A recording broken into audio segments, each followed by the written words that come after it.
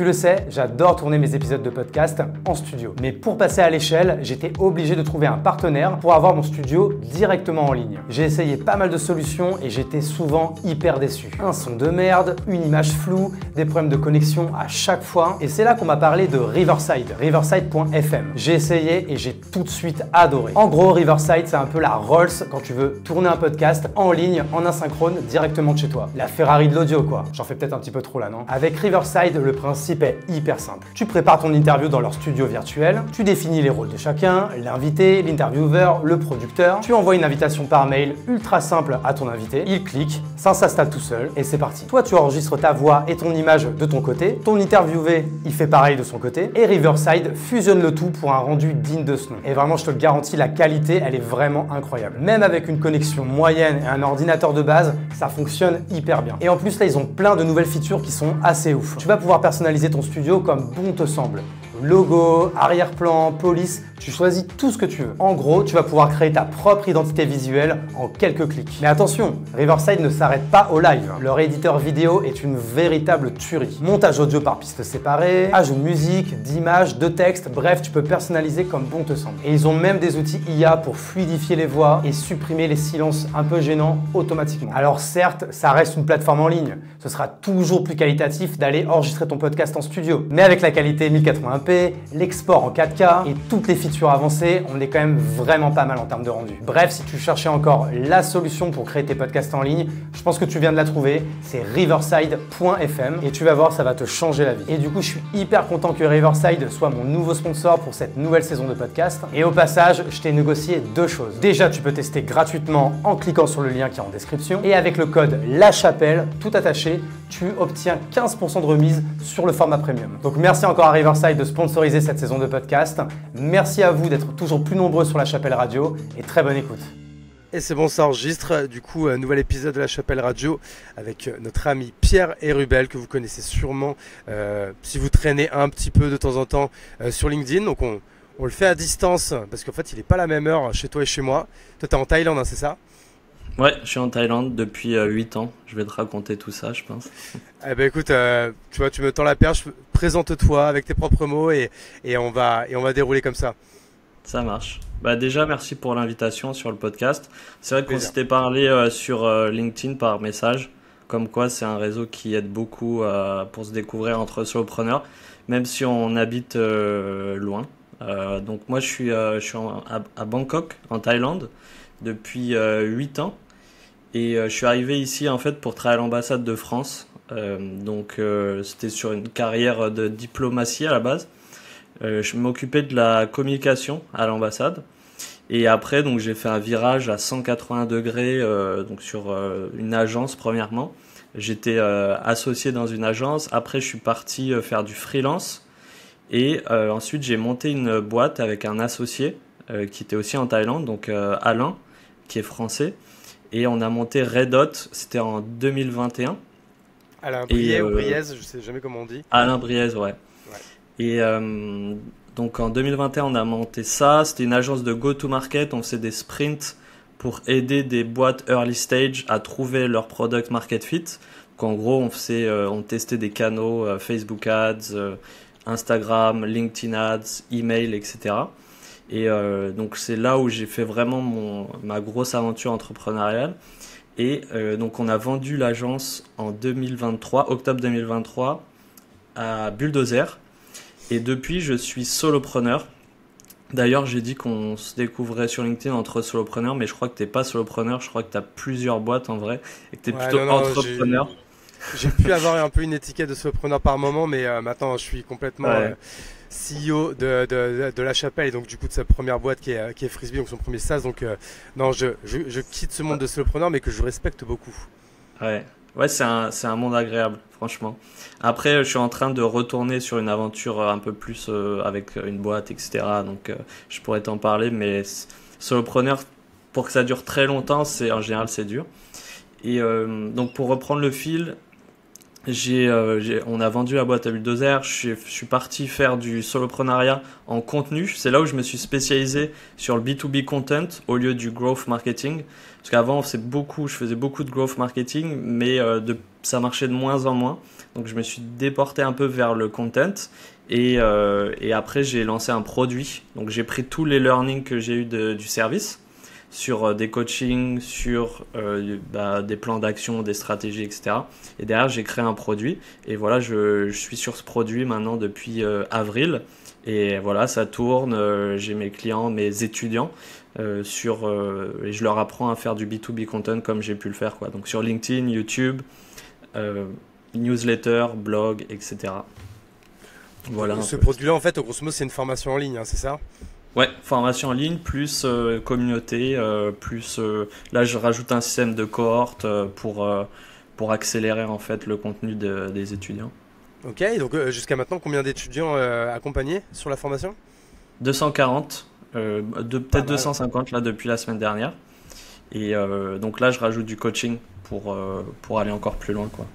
Ok, ben, je pense que toi, ça va être la meilleure transition parce que moi, en fait, ce qui m'intéresse beaucoup, parce que moi, du coup, bah, évidemment, je te suis sur LinkedIn, mais comme beaucoup, hein, je sais plus à combien tu es, mais t'as quasiment 100 000 personnes qui te suivent, non? 114 000. Ah oui, donc en plus, moi, j'ai quasi 100 000, mais t'as même doublé les 100 000. Mais ce qui est assez impressionnant, c'est que si on se met un an en arrière, t'étais bien en dessous, quoi. Toi, t'as complètement pété de ouf, là, depuis 12-15 mois, quoi. Donc j'ai commencé en janvier 2022. Ouais. Et après, j'ai eu un premier momentum, mais après, j'ai perdu le momentum. Après, pendant 6 mois, j'avais pas trop d'engagement, donc je ramais, mais je publiais tous les jours avec discipline. Et après, j'ai eu un autre momentum que j'ai reperdu en début 2023. Donc voilà, ça n'a pas été facile. Mais en juin 2023, j'ai accéléré, j'ai fait une vraie stratégie de contenu. J'ai rajouté des infographies. Et là, je suis passé en un été, ça a pris 15-20 000 followers, quelque chose comme ça. Bah, c'est ce qui est énorme, ce qui arrive très rarement sur LinkedIn. Ouais. Et d'ailleurs, c'était l'été, et les gens pensaient l'été, on peut rien faire, tu vois, personne n'est là. Mais en fait, j'ai vraiment grossi pendant cet été 2023. Et après, voilà, bah, j'ai continué, j'ai double down, j'ai rajouté YouTube, j'ai rajouté la newsletter, et voilà. Écoute, moi je te propose déjà qu'on fasse un petit laïus là-dessus parce que c'est quand même intéressant. La première chose intéressante que j'entends, c'est que donc, du coup, bah, tu pourrais pas demain faire une formation comment atteindre les 100 000 abonnés en 2 mois ou un truc comme ça. Non, on sent du coup quand même que ça a été long et surtout que même quand ça n'allait pas et on sent que tu vois, il y a eu pas mal de creux de la vague dans ton histoire avec ta stratégie de contenu. Bah en fait, le premier learning, c'est que bah, tu as quand même continué à être discipliné et à continuer à écrire tous les jours, même quand ça marchait moins. Donc ça, on va dire, c'est le premier learning principal que je retiens avec toi. Bien entendu, poster tous les jours, c'est pas une condition suffisante. C'est l'une des conditions, mais c'est pas suffisant. Si tu devais donner 2-3 autres bullet points de pourquoi ça a bien marché pour toi. Alors, tu as commencé à le dire en parlant des infographies. Donc là, ça va être par rapport au format et à la valeur que tu as délivré, mais ce serait quoi, pour toi, qui a vraiment bien fonctionné pour toi depuis un peu plus d'un an là? Bah déjà, pour reprendre ce que tu disais sur la consistency, donc le fait de continuer même quand c'est dur, c'est aussi valable pour quand tout va bien en fait. Parce que quand tout va bien, tu vas avoir tendance à te reposer sur tes lauriers et à te dire ok, j'ai craqué le truc, maintenant je peux faire que du repost ou aller tout doucement, etc. Et là, c'est là où en fait tu te rends compte que tu peux perdre le momentum. Et ça m'était arrivé. Donc en fait, il faut avoir la discipline quand c'est dur, mais aussi quand c'est facile et quand tout va bien entre guillemets. Ça, c'est le premier point. Deuxième point sur ce qu'il faut mettre en place. Donc pour moi, faut avoir une stratégie quand même qui est bien établie. Au début, tu peux expérimenter, mais déjà expérimente dans ta zone de génie, dans ta zone d'expertise. C'est ça qui va te donner de la légitimité, qui va te permettre de partager des insights intéressants. Et derrière, il faut travailler sur ton positionnement, messaging, sur ta posture. Par exemple, sur le sujet de la posture, est-ce que tu veux être perçu comme un expert, un journaliste, quelqu'un qui build avec du building public, comme toi tu fais beaucoup? Tu vois, tu as cette question-là. Et en fait, en fonction de ça, tu vas adapter ton messaging. Qu'est-ce que tu vas dire? Et derrière, tu vas choisir des piliers de contenu. Et tes piliers de contenu, ça va être ton guide, ton phare en fait, à chaque fois que tu vas écrire un contenu, tu vas te demander est-ce que ça rejoint un de ces piliers de contenu. Et c'est tout ça en fait qui va donner de la substance et de la cohérence à ton propos, à ta narrative. Et derrière, c'est ça qui va se retrouver dans tes posts. Et donc là, tu vas créer une vraie histoire et les gens vont avoir envie de te suivre. Ils vont pas suivre un post, deux posts, ils vont suivre l'histoire. Et c'est ça en fait qui est puissant. Parce qu'en fait, les gens, quand ils cliquent follow, c'est pour suivre non pas le post, mais toute l'histoire qu'il y a derrière. Donc voilà, vraiment créer une bonne stratégie de contenu à ce niveau-là. Et troisième point, comme tu disais, sur les formats plus. Donc l'insight, c'est super important. Il faut avoir des insights qui sont intéressantes, uniques, pas faire du copycat de ce que tu vois ailleurs. Donc il faut aller miner de l'insight auprès de tes clients, auprès de ton réseau, faire des analyses de marché, etc. ou même des podcasts. Et derrière cette information-là, il faut réussir à la transformer en quelque chose d'agréable visuellement. Et donc à la fois sur le design et sur la copie, notamment le fait qu'on soit toujours sur mobile, tu vois, il faut vraiment s'adapter à ça aussi.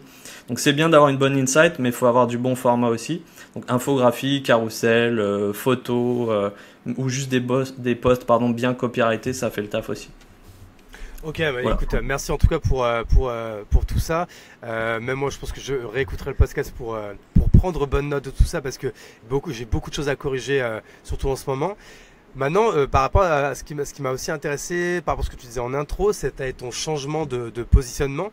Est-ce que toi, du coup, là, justement, ce beau milestone qui s'est passé donc avant l'été de l'année dernière, 2023, parce que nous, quand on tourne là, on est mi-septembre 2024, est-ce que ça correspond aussi un peu à ton switch de positionnement où toi, t'avais plutôt une image de growth et que d'un coup, tu t'es dit, moi, je vais me spécialiser dans le B2B, en tant qu'expert B2B content. Est-ce que c'est ce moment-là, est-ce que ça équivaut en fait à la même période où tu as fait ce switch de positionnement? Alors, moi, je suis le marché, donc je suis un marketeur. J'ai fait des études de marketing, je fais ça depuis 8 ans. Je suis pas un créateur à la base. Je suis devenu un créateur parce que je parlais du marketing. Et donc, dans cette approche marketing, j'ai suivi le marché. Dans la mesure où le marché a évolué, on est passé il y a eu de plus en plus de content, il y a eu de plus en plus de personal brand. La mentalité des acheteurs a changé aussi.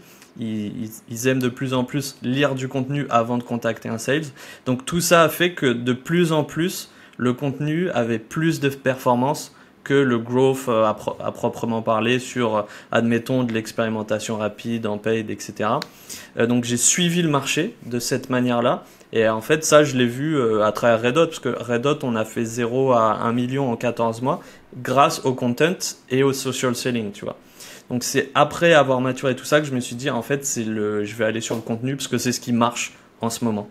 Et donc j'ai modifié mon positionnement après ce constat, tu vois. C'était plus en réaction au marché plutôt qu'autre chose. Et petit à petit, j'ai changé mon positionnement. J'ai commencé à parler d'autres choses. Et je pense que c'est en octobre, novembre où ça a changé, où je suis vraiment devenu positionné sur le B2B content. Donc en fait, ce que tu es en train de mettre un peu en lumière, c'est un peu ce changement de paradigme pour essayer de parler français. Alors même si du coup, je vais pas du tout parler français, c'est un peu ce changement de paradigme où avant, on était plutôt sur des modèles très sales-led growth. Donc c'est-à-dire, c'est par ta stratégie sales que tu vas faire de la croissance à des stratégies plutôt des stratégies de média-led compagnie. Donc c'est-à-dire des stratégies en fait qui sont un média et qui draguent de l'audience qui va devenir ses clients, ou même je sais pas si on peut dire ça, même des stratégies founders-led growth où en fait c'est par le founder que les gens vont rentrer dans l'univers de la marque et du produit. En fait, ils connaissent, en fait, comme grosso modo, les gens ils vont connaître Pierre avant de connaître ta formation. Et c'est parce qu'ils ont lu, écouté et apprécié les contenus de Pierre qui vont se dire, bon, franchement, ce mec-là, ça fait 7-8 fois que je le lis, c'est hyper cool. En effet, il m'a convaincu, il est crédible en marketing, c'est un véritable expert en marketing. Moi, là, maintenant, j'ai un besoin qui est d'apprendre à faire du B2B content. Il a une formation B2B content, je lui fais confiance, j'achète sa formation. Je sais pas si, grosso modo, c'est un peu ça si on caricature. Je suis d'accord.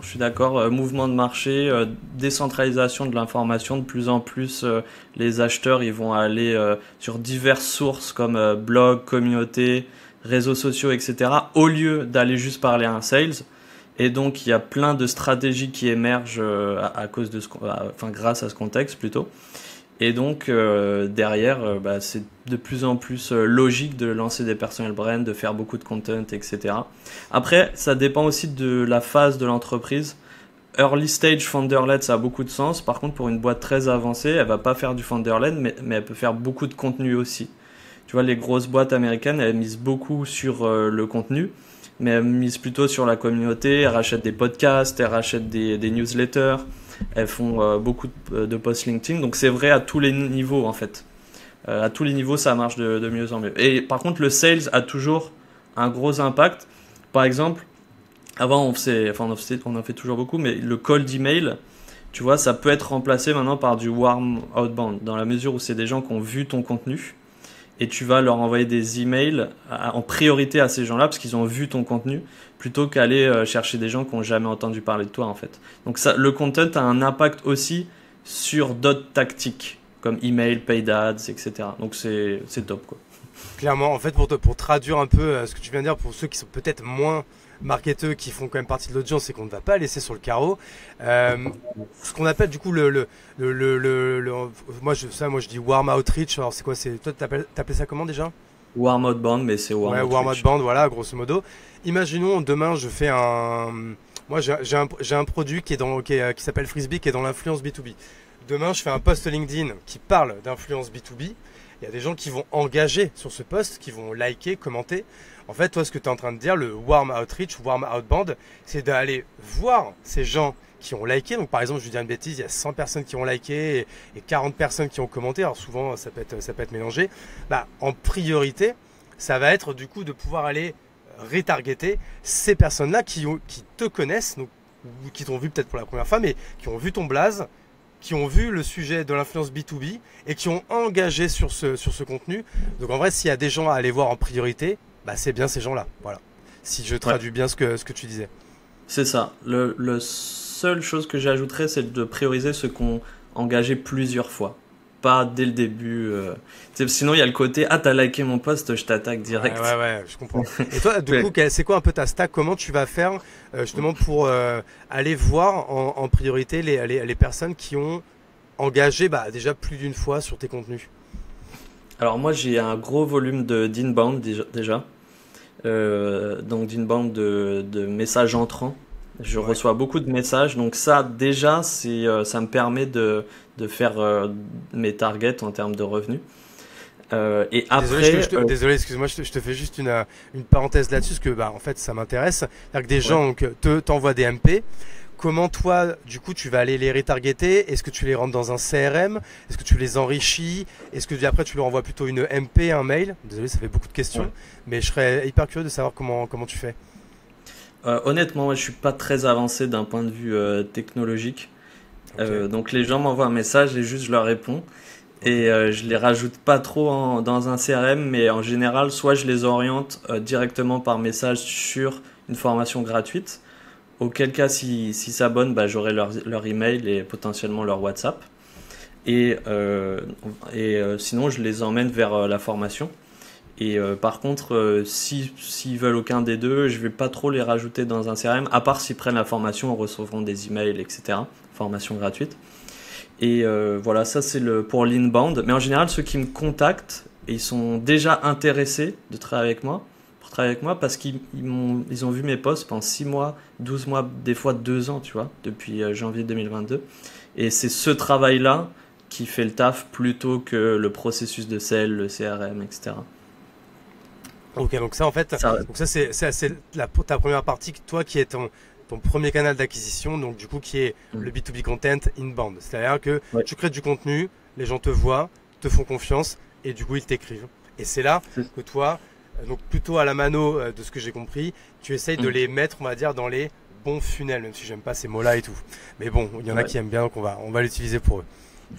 Ouais, tu peux résumer comme ça, sauf que je commence à avoir pas mal de volume là, donc il y a quelqu'un qui va m'aider pour répondre aux demandes entrantes aussi. Okay. Plus sur WhatsApp, je trouve WhatsApp c'est sympa plutôt que faire par email. Et donc ça, c'est pour l'inbound. Et j'ai aussi beaucoup, donc j'ai une newsletter avec 17 000 subscribers, quelque chose comme ça. Et donc les gens viennent de Substack aussi, ils viennent de YouTube, tu vois, c'est vraiment dur à traquer parce qu'ils viennent de partout. Et c'est juste, il faut que j'essaye de les mettre sur des routes qui vont les aider au maximum. Donc soit une formation gratuite, soit ils peuvent aller directement sur la payante, soit juste suivre les posts, ça leur suffit. Ça, c'est pour l'inbound, très basé sur le contenu. Et pour l'outbound, en fait, c'est juste ce que j'expliquais avant, et ce que tu as résumé aussi. C'est, les personnes voient mon contenu, et derrière, je vais aller soit, comme tu disais, envoyer des messages sur des gens qui ont liké, engagé, etc. Soit c'est plutôt sur ma base d'email, je regarde qui a ouvert, admettons, 20 fois un email, et là, je vais leur proposer une next step. Ça, tu peux le voir sur Substack ? Ouais, je peux le voir sur Substack, ouais. Bon, et sur alors comment tu fais, parce que j'arrive pas à voir ça. Ouais, et je peux le faire sur Kajabi aussi, surtout. J'utilise surtout Kajabi, qui est mon outil pour gérer la formation. Et sinon, je fais un autre système où je fais des sondages aussi. Je fais un sondage, peu importe la plateforme, et je dis par exemple, là je lance une nouvelle offre. Là par exemple, j'ai dit je lance une nouvelle offre, et j'ai eu 120 personnes qui m'ont contacté. Enfin, qui ont cliqué, oui, je suis intéressé, et je les contacte. Donc ça, c'est mi-inbound, mi-outbound, tu vois. Et tu le fais à la mano, ça, avant les 120 qui ont dit oui ? C'est pas moi qui le fais pour le coup, mais c'est à la mano. Du coup. Ouais, exactement. Okay. Mais c'est à la mano pour le moment, et je t'avoue que j'ai toujours été déçu des automations où tu vois, tu envoies des séries d'emails, enfin email ça va, mais des séries de messages sur LinkedIn, j'ai jamais eu trop de perf. Donc je préfère le faire à la mano parce que tu vois, tu vas analyser le profil, tu vas trouver une information clé sur laquelle tu peux t'appuyer ou regarder quel post elle a liké, etc. Et ça te permet de faire une vraie conversation. Ah, mais du coup, c'est un vrai travail parce que si tu veux le faire pour ouais. une centaine de personnes, ça veut dire que tu vas passer au moins une semaine. Ouais, j'allais dire au moins 5 minutes par personne. Donc du coup, tu vois, ça fait 500 minutes. Donc ça fait beaucoup, quoi. Ouais, ça fait une semaine à peu près 120 personnes. C'est ce qu'on a fait la dernière. Par contre, tu peux pas faire plus quali comme approche, quoi. Ça part juste du postulat que les automations ne marchent pas trop pour moi, en tout cas. Toi, ça marche ou pas ? T'arrives à faire des... Ça dépend, parce qu'en fait, moi, sur les automations, en fait, je ne vends jamais avec de l'automation. C'est plus pour passer les premières étapes, en fait. Tu vois ? Moi, en fait, pour moi, la partie, le setting, pour moi, souvent, ça se fait en 3 étapes. Tu vois ? Une première étape où tu vas aller engager la conversation. Mais alors là, t'es très loin de la vente. Hein. C'est soit tu donnes un truc, soit tu poses une simple question. De là où tu vas avoir une réponse. Et c'est là où, par contre, moi, je reprends à la mano, à partir du deuxième message, tu sais, qui sont des raccourcis clavier. Okay. Je vais, franchement, si je vois un petit truc qui me saute aux yeux, je vais un peu personnaliser, mais sinon, il n'y a pas besoin, tu vois. Souvent, encore une fois, le deuxième message, ça dépend encore une fois de ce que tu vends, mais c'est plus... tu vois, par exemple, tu vas donner quelque chose. Tu vas dire, ok, ça t'intéresse, tiens, tu vois, j'ai écrit une formation gratuite, je te donne le lien si ça peut t'intéresser. Tu vois, tout simplement, quoi.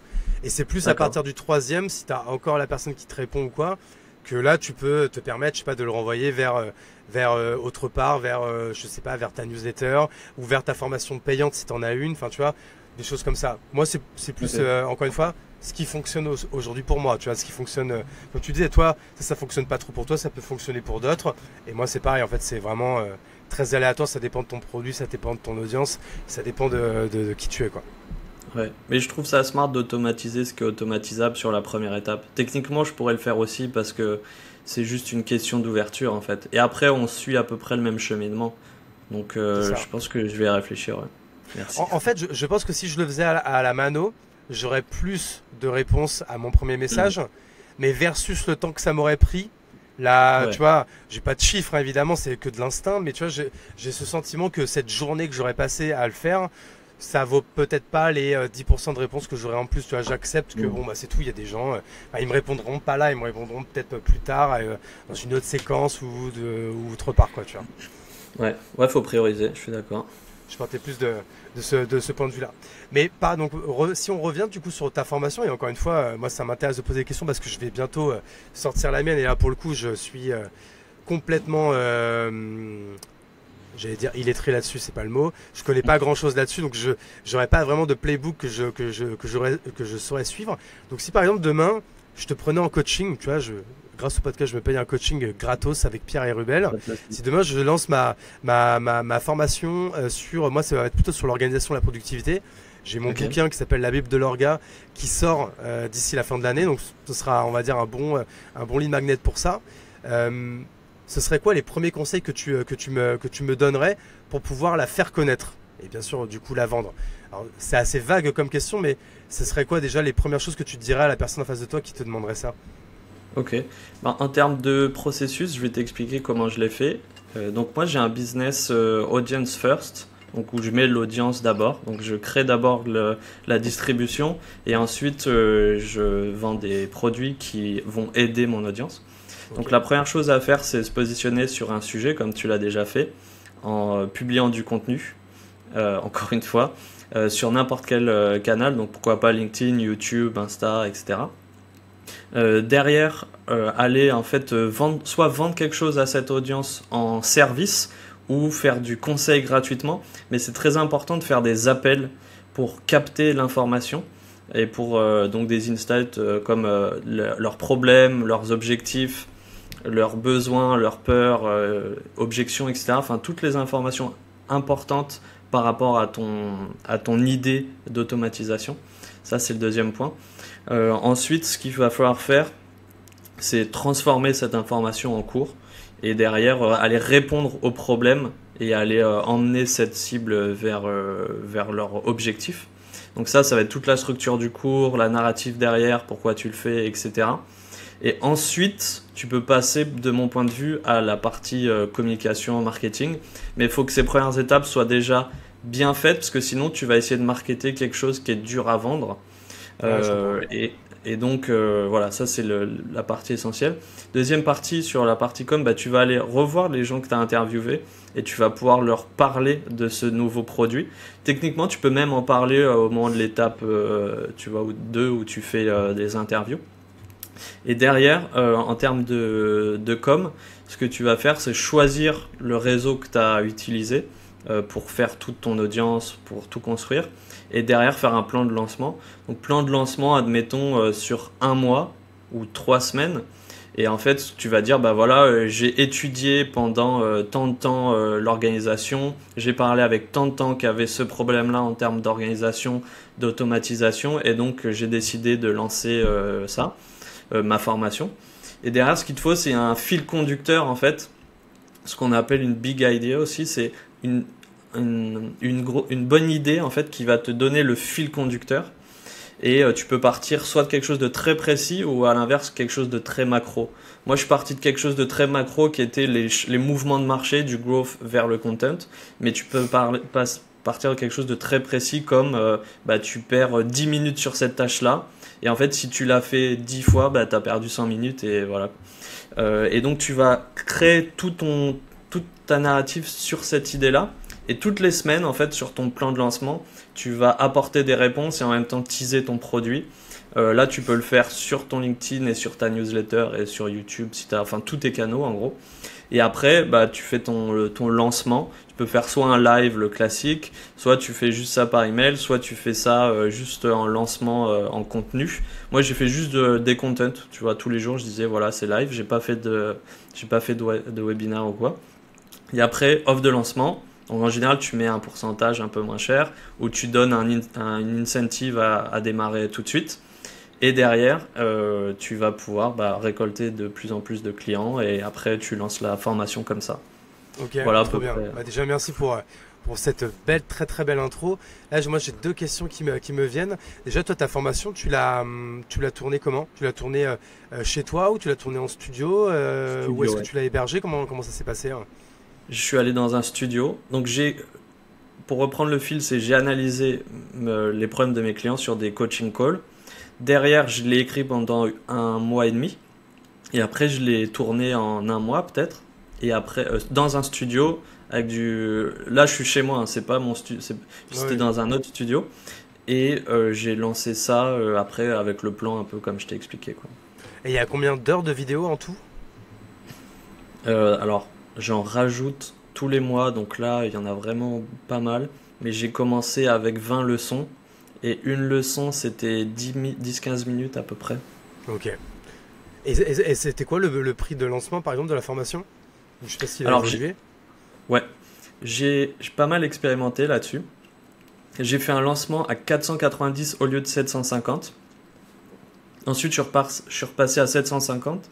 Et là, je suis passé à 590 parce que j'ai lancé un deuxième format, qui est le format coaching, où en fait, je rajoute un content coach sur Slack.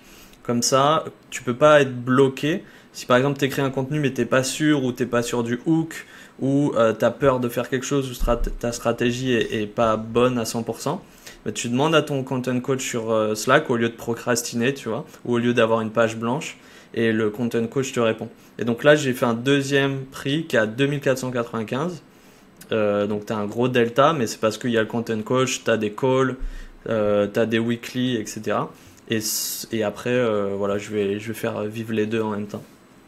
Ok, hyper clair. Quand tu parlais de weekly ou quoi, c'est-à-dire qu'en fait, au début de ta formation qui était 100% asynchrone, là, tu vas mettre du coup une certaine mixité avec du synchrone dedans. Parce que quand tu parles de weekly ou de content coach, c'est avec toi ou c'est avec des gens qui travaillent pour et avec toi? Alors moi, je serai sur les weekly, donc un call par semaine, un workshop.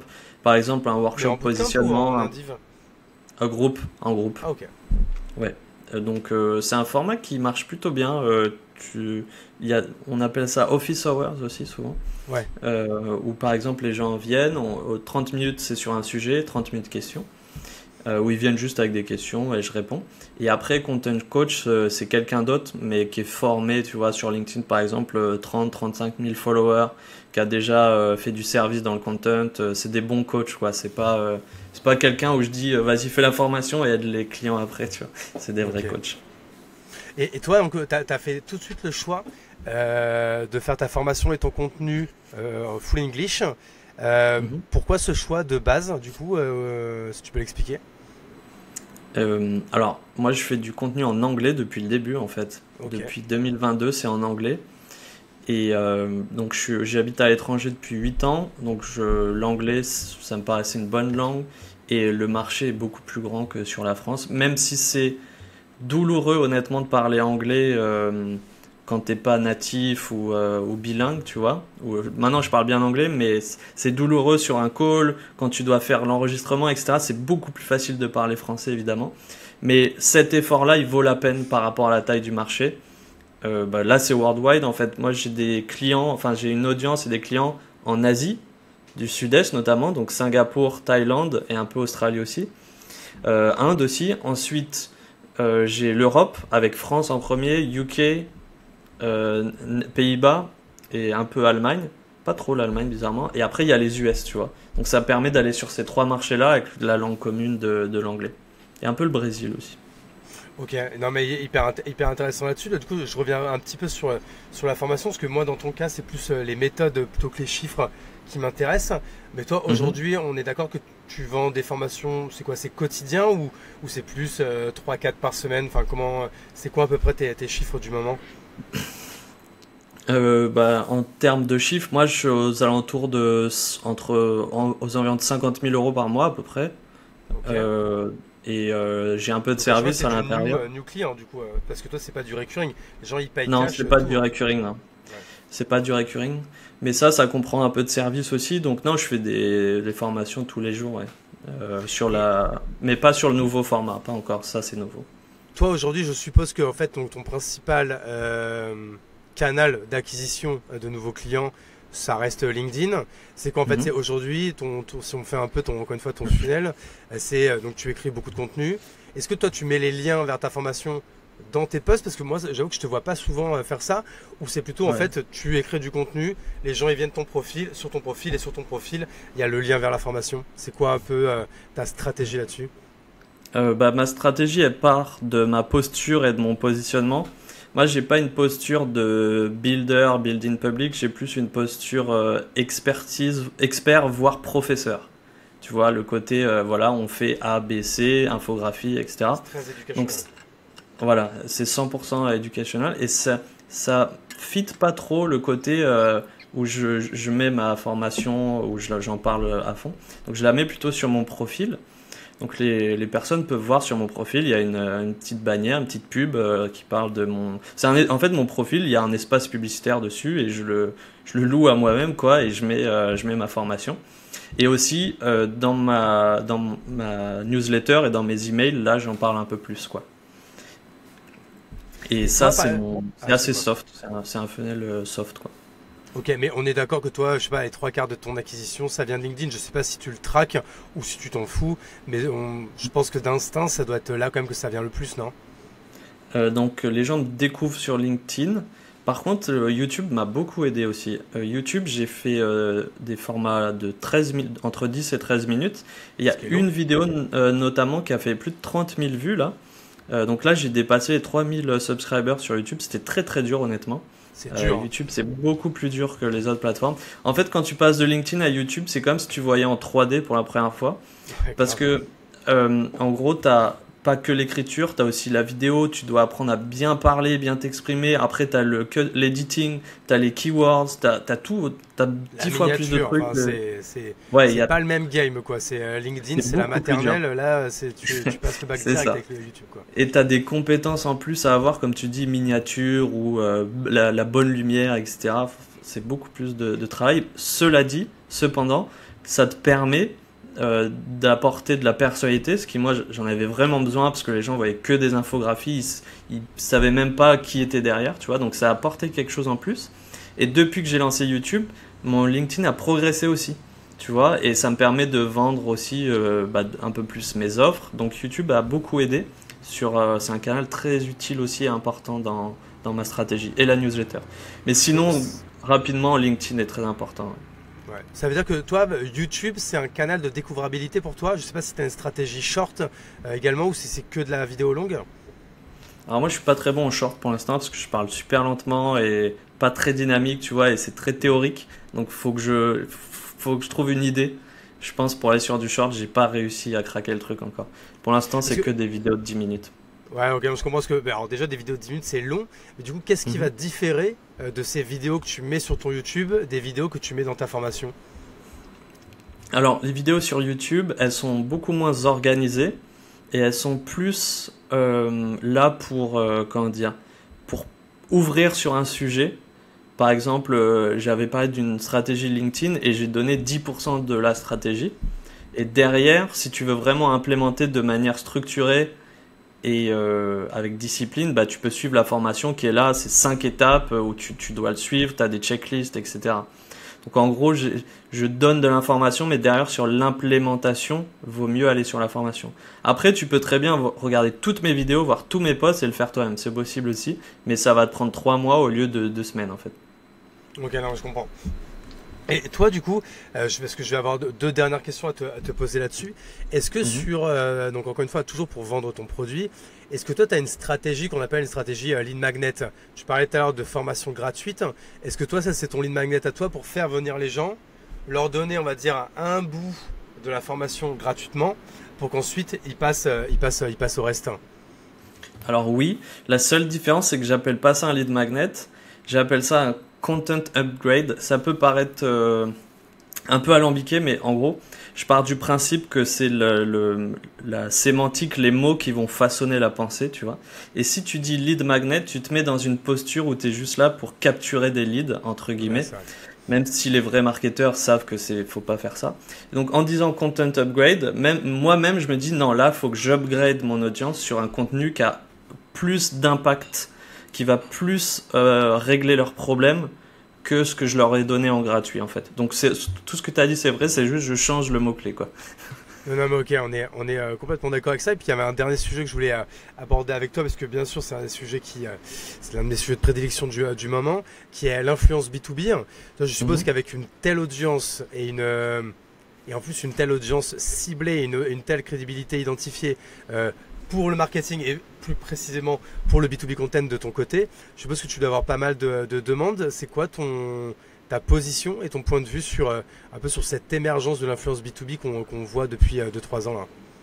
Alors j'en ai fait auparavant et je trouve que c'est un très bon canal d'acquisition notamment pour les SaaS Pour les agences, c'est un peu plus complexe, mais je pense que c'est possible aussi. Mais pour les SaaS, c'est vraiment top. Premier point. Deuxième point, je pense qu'il faut rentrer dans des relations long terme avec les influenceurs ou thought leaders, peu importe le nom. Dans la mesure où juste un post, ça sert un peu à rien en fait.